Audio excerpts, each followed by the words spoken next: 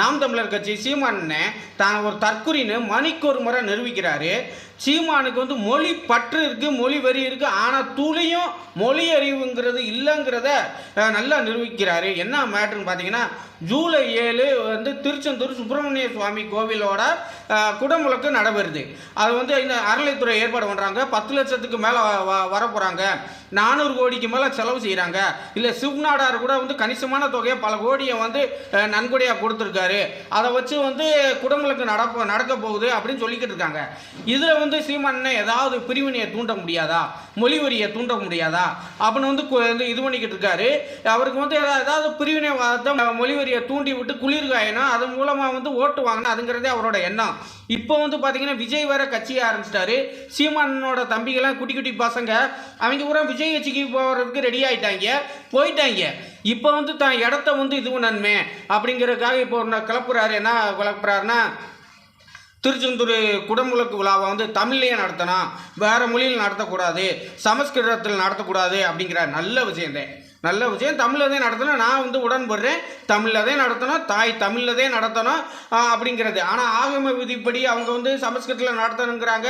அது வந்து அவங்க இது அது, ஆனால் தமிழ்லையும் நடத்தணுங்கிறது என்னோட நிலைப்பாடு. ஆனால் சீமானே இதுக்கு வந்து சொல்கிற விளக்கந்தே ரொம்ப ஆபத்தானது, ஒரு மொழி அறிவு இல்லாதது. என்ன சொல்கிறாருன்னா, கிறிஸ்துவ சகோதரர்களே வந்து தேவாலயங்களில் வந்து தமிழில் தான் நான் வந்து நடத்துகிறாங்க, தமிழில் தான் வந்து ஆராதனை பண்ணுறாங்க. அவங்களே பண்ணுறப்ப வந்து வேறு நாட்டு தெய்வத்துக்கே வந்து தமிழில் பண்ணுறப்ப சுப்பிரமணிய சுவாமிக்கு வந்து கார்த்திகேயனுக்கு தமிழில் பண்ண முடியானா அப்படின்னு சொல்கிறாரு. சீமானே கிறிஸ்துவ சகோதரர்கள் அதிகமாக பயன்படுத்துகிற வார்த்தை, ரெகுலராக பயன்படுத்துகிற வார்த்தை வந்து என்னன்னா சமஸ்கிருத சொற்களை தான் பயன்படுத்துகிறாங்க. இல்லை சீமானே என்ன சொல்கிறாங்கன்னா, சர்ச்சை தேவாலயங்கள்லாம் பரமபிதாவே பரிசுத்த ஆவியின் பெயராலே அப்படின்றே வந்து திருப்பலி நடத்துகிறாங்க அப்படின்னு சொல்கிறாரு. பரமபிதா தமிழ் வார்த்தையா? பிதாங்கிறது மாதா பிதா, தமிழ் கிடையாது, சமஸ்கிருதம். பரிசுத்த ஆவியின் பெயராலேங்கிறாங்க. சுத்தங்கிறது தமிழ் கிடையாது, தூய்மை, தூய. இதே வந்து தமிழ். சுத்தங்கிறது தமிழ் சொல்லா, வட சொல்லா அப்படிங்கிறதே பெரிய சர்ச்சை நிலவிக்கிட்டு இருக்கு. இது ரெண்டும் தமிழ் கிடையாது. அடுத்து வந்து கர்த்தரேன்னு சொல்கிறாங்களே, கர்த்தரேங்கிறது தமிழ் வார்த்தையே கிடையாது, சமஸ்கிருத வட சொல்லு. காரிய கர்த்தன் கூட ஆர்எஸ்எஸ்ல கூட சொல்லுவாங்க. அண்ணாமலை சொல்லுவார்ல, பிஜேபி காரியகர்த்தா அப்படின்னு சொல்லி அண்ணாமலை கூட சொல்லுவார். காரியகர்த்தானா செயல் வீரர்னு அர்த்தம். அது வந்து தமிழ் சொல்ல, வட சொல்லு, சமஸ்கிருதம்.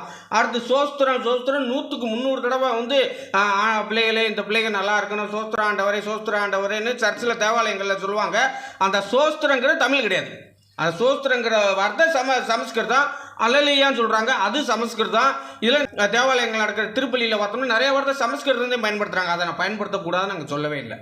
எந்த மொழியில் அவன் வழிபாட்டு உரிமை, அவன் எந்த மொழியில் பண்ணால் என்ன, அவங்க உரிமை, அவங்க பண்ணிட்டு போகிறாங்க. இல்லை சீமானே வந்துட்டு தமிழ்லதே பண்ணணும் அப்படின்னு சொல்கிறது வந்து நல்லதே, தமிழ் பட்டுதான் தமிழ்லதே பண்ணணும். ஆனால் இதை ஒரு சர்ச்சையாக கிளப்பி கிறிஸ்தவர்கள் அப்படித்தான் பண்ணுறாங்க, இஸ்லாமியர்கள் அப்படித்தான் பண்ணுறாங்க, அதனால் நீயும் பண்ணு அப்படின்னு சொல்கிற தவறு. அப்படின்னா பார்த்தா தமிழ் கடவுள், தமிழ் உள்ளூர்காரை கும்பிட்றான், அப்படி வெளிநாட்டுக்காரங்களை கும்பிட்றாங்க, இப்படிலாம் பேசுனா சரியாகுமா? அதெல்லாம் தவறு தானே. யாரை கும்பிடணும், எப்படி கும்பிடணும் அப்படின்னு சீமானே சொல்ல வேண்டிய அவசியம் இல்லை. அதுவும் வந்து இப்போ வந்து ஒரு பிரச்சனை நடந்துக்கிட்டே இருக்கப்ப ஒரு மொழிவரியை தூண்டி இது பண்ணி பிரச்சனை எல்லாம் நல்லதில்லை. அமைதியாக தமிழ்நாடு தமிழகம் அமைதி பூங்காவாக போய்கிட்டு இருக்கப்ப இப்போ வந்து சீமானே ஏன் இப்படி பேசுகிறாருன்னு தெரியல. அவருக்கு வந்து அவரோட இடத்தை வந்து இது பண்ணணும், அவரோட இடத்தை வந்து நிரூபிக்கணும். ஓட்டு சதவீதம் இருக்குது, விழுக்காடு குறையலை, விஜய் கட்சிக்கு வந்து தம்பி யாரும் போல அப்படிங்கிற நிரூபிக்க வேண்டிய கட்டாயத்தில் இருக்கனால மீடியாவும் விஜய் பக்கமே போயிட்டாங்க வந்து. அதனால் வந்து தான் இருக்கேன், தன்னோட செய்தியும் வந்து நாளிதழில் வரணும், சமூக வலைதளங்களில் வரணுங்கிறதுக்காகவே இப்படி சர்ச்சைக்குரிய வார்த்தைகளை சீமான் பேசுகிறாரு. சீமானே தேவாலயங்களை நீங்கள் போய் கேட்டுக்கங்க, சோஸ்திரங்கிற வார்த்தை தமிழா சமஸ்கிருதமா ஆங்கிலமா அப்படின்னு கேளுங்க. அல்லேலூயா வார்த்தை தமிழா சமஸ்கிருதமா ஆங்கிலமான்னு கேளுங்க. கர்த்தரே அப்படிங்கிறத மூச்சுக்கு 300 தடவை கர்த்தரேன்னு சொல்கிறது அது தமிழ் வார்த்தையா ஆங்கிலமா சமஸ்கிருதமா கேட்டுங்க. பரமபிதாவே தமிழ் வார்த்தையா ஆங்கிலமா சமஸ்கிருதமா கேட்டுக்கங்கண்ணே.